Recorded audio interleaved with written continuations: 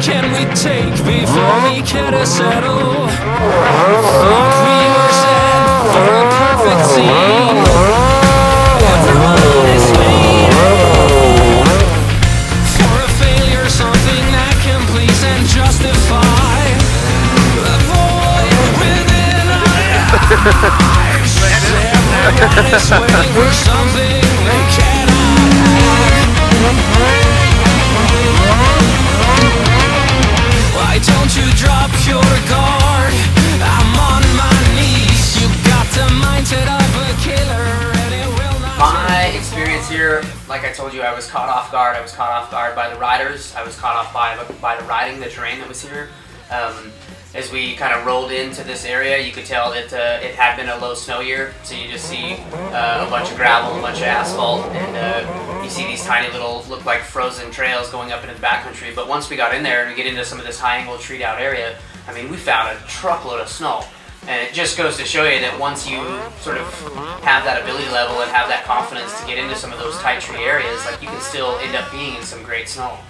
So my experience has just been, I had to kind of relearn like what it was like to type tree ride. I've been pretty spoiled with pretty open trees in the West, and we kind of got to pick and choose our lines where I can look at plan A and I've got B and C and D, and I've got all these. When I got into the trees here in the last couple of days, it was like you'd roll up into one spot 15 feet from where you just left, and it was completely bottlenecked.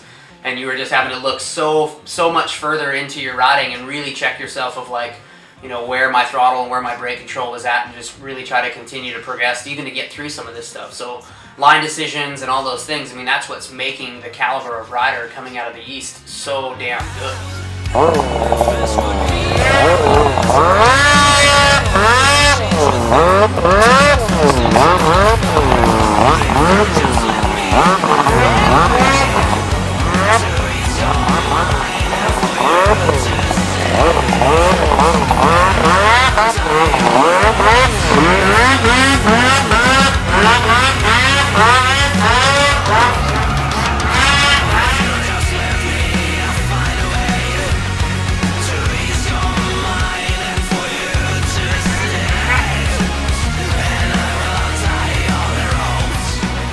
Yeah, it's been an amazing time. Would I recommend coming back here? I will come back here for sure, and I think that I think for my boys that are back west and they're thinking that this is like, you know, their area is like the only place that they can come snowmobiling, you know, coming into Canada and coming this far this direction, the fact that I can be mountain riding and then still take a peek at the Atlantic Ocean to me is like, well, we don't get that in my little town of Alpine, so it's a pretty amazing experience. I'd like to thank Jonathan from Adventure Trick Chalks. I'd like to thank Mickey from the FCMQ. I think that those, I think that organization and what they're trying to do in terms of trail systems and opening up more of this area that I think is so amazing to the mountain rider, and opening up, getting people off trail and understanding that that segment of snowmobiling is so important to everyone. And it's really where, well, it's the direction that I've always been, and it seems like it's the direction that so many people are going. So after you've gone through my course, you need to come to Adventure Chick Chalks. Like that's this. what comes after. Because if you can ride these trees, you can ride anything.